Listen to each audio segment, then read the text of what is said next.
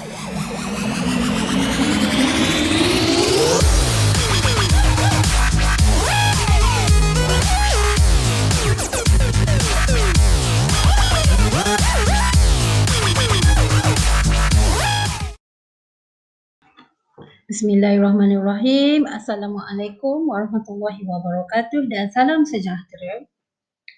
Cikgu ialah Puan Asmat binti Mat Hatta dari SMK Sultan Yusof Batu Gajah Perak. Hari ini cikgu akan berkongsi sedikit panduan mengembangkan isi karangan yang ada dalam bahagian B. Okey, karangan kertas satu bahasa Melayu yang ada pada bahagian B iaitu karangan respons terbuka. Baiklah, objektif kita pada hari ini ialah pada akhir pelajaran, murid-murid dapat menulis sebuah karangan dengan menggunakan ayat yang gramatis dan ungkapan yang menarik. Tema yang ada pada hari ini ialah Sayangi Malaysiaku dan domain yang dipilih adalah domain awam. Okey, baiklah. Sebelum itu, suka untuk cikgu berkongsi dengan pelajar cikgu bahawa dalam karangan bahagian B yang ada dalam kertas satu bahasa Melayu, terdapat 4 domain. Okey, terdapat 4 domain yang diberikan iaitu yang pertama domain awam, yang kedua domain peribadi, yang ketiga domain pendidikan dan akhir sekali domain kerjaya. Tetapi domain pilihan kita pada hari ini ialah domain awam. Baiklah, pertama sekali sebelum kita pergi dengan lebih jauh, cikgu ingin berkongsi sedikit panduan penulisan karangan bahagian B. Yang pertama, pelajar perlu menganalisis dan memahami tugasan yang diberikan. Yang kedua, pilih satu soalan sahaja. Seperti yang cikgu terangkan sebelum ini, terdapat 4 domain yang diberikan iaitu domain awam, domain peribadi, domain pendidikan dan domain kerjaya. Tetapi pelajar hanya perlu pilih satu domain sahaja untuk dijawab.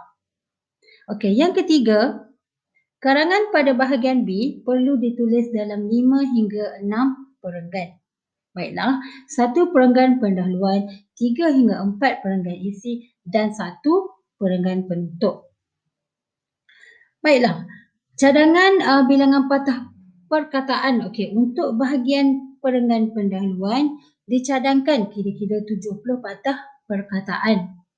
Kemudian untuk perenggan isi dicadangkan dalam kira-kira 90 patah perkataan dan untuk perenggan penutup mesti ditulis seimbang dengan perenggan pendahuluan iaitu kira-kira 70 patah perkataan. Akhir sekali, cadangan tempoh masa menulis karangan bahagian ini ialah selama 1 jam 30 minit.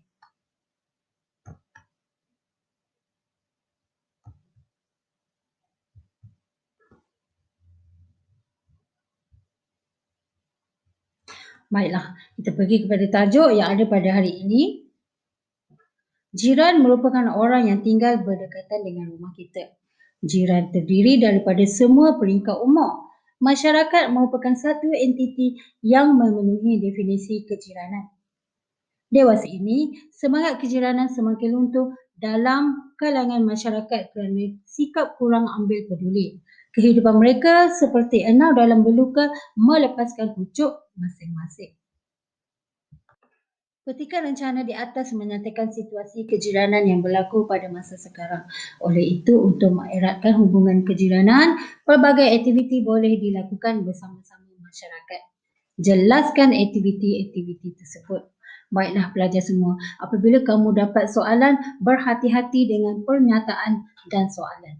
Okey, kebiasaannya pelajar akan diberi satu pernyataan. Okey, satu pernyataan kemudian disusuli dengan soalan. Jadi soalan yang ada pada hari ini ialah jelaskan aktiviti-aktiviti tersebut. Pertama sekali, pelajar perlu menganalisis kehendak soalan. Okey, analisis kehendak soalan. Okey, caranya adalah teliti dan baca kembali apa yang pelajar perlu tulis dalam karangan tersebut. Baiklah, kehendak soalan yang ada pada hari ini ialah aktiviti-aktiviti yang boleh dilakukan untuk mengeratkan hubungan kejiranan. Pelajar perlu cari kata kunci di dalam penyataan dan juga soalan yang ada dalam kertas soalan. Baiklah. Di sini terdapat beberapa cadangan isi yang telah cikgu senaraikan. Yang pertama, mengadakan aktiviti gotong royong. Yang kedua, mengamalkan sikap bertegur sapa sesama jiran. Yang ketiga, meluangkan masa menghadiri aktiviti komuniti. Yang keempat, mengamalkan sikap kunjung-mengunjung. Dan akhir sekali, saling bertolak ansur sesama jiran. Baiklah, kita pergi kepada tips ataupun panduan mengembangkan isi karangan. Di sini cikgu ingin berkongsi satu panduan mengembangkan isi karangan yang mudah dengan pelajar semua. Kita akan menggunakan 5 ayat. Okey, 5 ayat ni kita gunakan dalam setiap perenggan isi. Okey, apa ayat-ayat tersebut? Mari kita tengok satu persatu. Okey, yang pertama adalah ayat topik. Okey, apa itu ayat topik? Ayat topik ialah ayat untuk memperkenalkan isi bagi setiap perenggan. Okey, apabila pelajar dapat soalan, yang terlintas di fikiran pelajar adalah isi. Jadi pelajar perlu senaraikan isi-isi yang menjadi pilihan pelajar untuk pelajar huraikan dalam karangan tersebut. Jadi ayat pertama yang perlu kita mulakan dalam perenggan isi adalah ayat topik. Di mana ayat topik ialah ayat untuk memperkenalkan isi bagi setiap perenggan. Okey, seterusnya adalah ayat huraian. Apa itu ayat huraian? Ayat huraian adalah ayat penjelasan dan pengembangan terhadap isi berdasarkan idea utama. Kemudian dalam ayat huraian, ayat ini merangkumi aspek di mana, bagaimana, siapa dan mengapa. Okey, kemudian ayat yang ketiga yang perlu pelajar tulis ialah ayat contoh. Baiklah, ayat contoh ini adalah bukti untuk menyokong isi utama. Contohnya dalam bentuk data, statistik, pendapat atau contoh langsung terhadap isu. Baiklah, seterusnya adalah ayat ungkapan menarik. Ayat ini adalah ayat yang boleh pelajar gunakan untuk masukkan beberapa peribahasa, kata-kata hikmat, jorgan kata dan juga slogan yang pelajar rasa sesuai untuk masukkan dalam perenggan isi tersebut. Dan akhir sekali ayat yang perlu pelajar guna adalah ayat kesimpulan ataupun ayat penegasan di mana pelajar perlu tegaskan semula isi yang telah pelajar tulis dalam sesuatu perenggan. Baiklah, ini adalah 5 ayat yang perlu pelajar gunakan untuk mengembangkan isi karangan.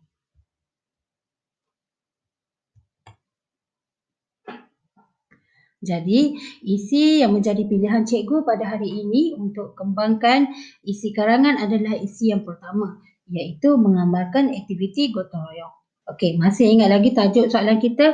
Tajuknya adalah jelaskan aktiviti-aktiviti tersebut. Jadi, aktiviti tersebut ialah aktiviti yang boleh mengeratkan hubungan kejiranan. Jadi, cadangan isi yang pertama adalah mengamalkan aktiviti gotong royong. Okey, mari kita tengok satu persatu. Okey, seperti yang cikgu terangkan sebelum ini, kita perlu guna 5 ayat iaitu ayat topik, ayat huraian, ayat contoh, ayat ungkapan menarik dan ayat penegasan.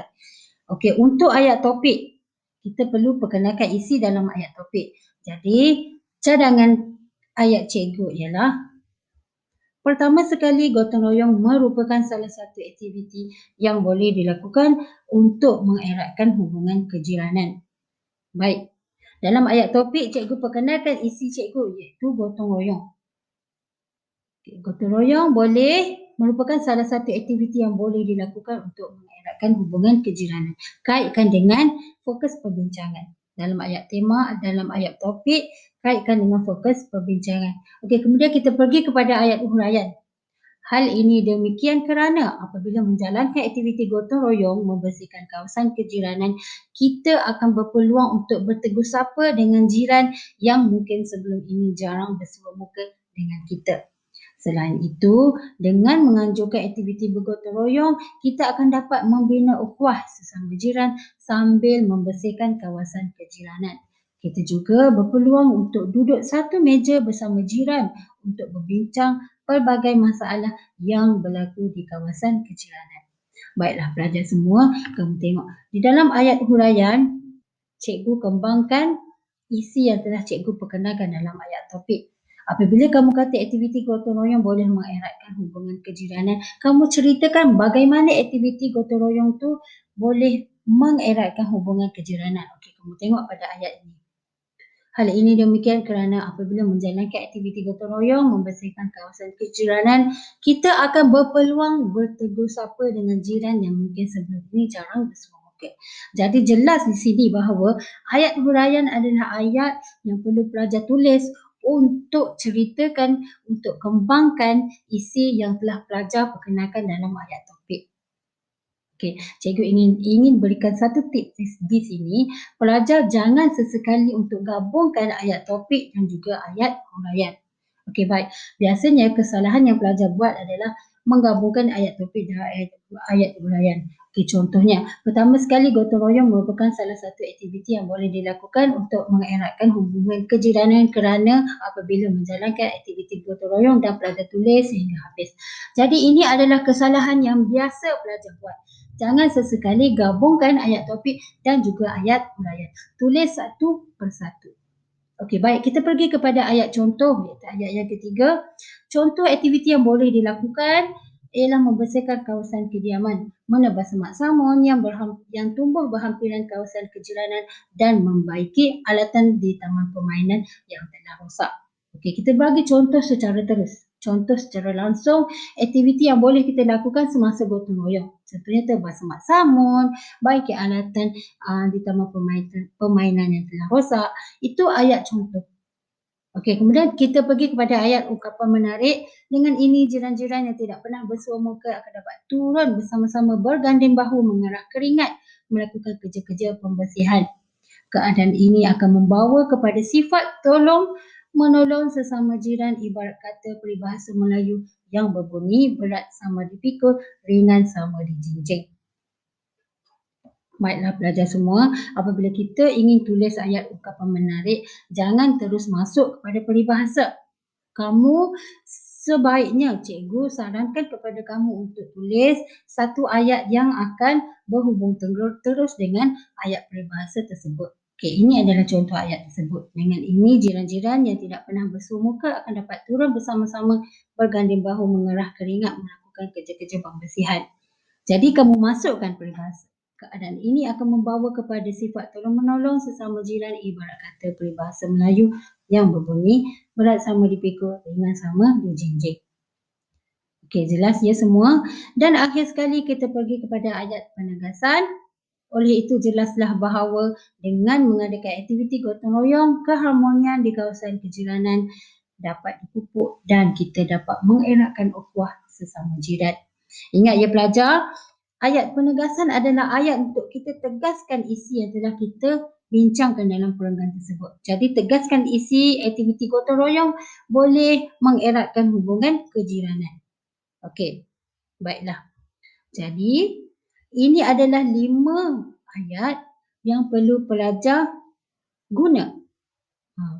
Ini adalah tips, ini adalah panduan ringkas, panduan yang mudah untuk pelajar guna untuk mengembangkan isi karangan.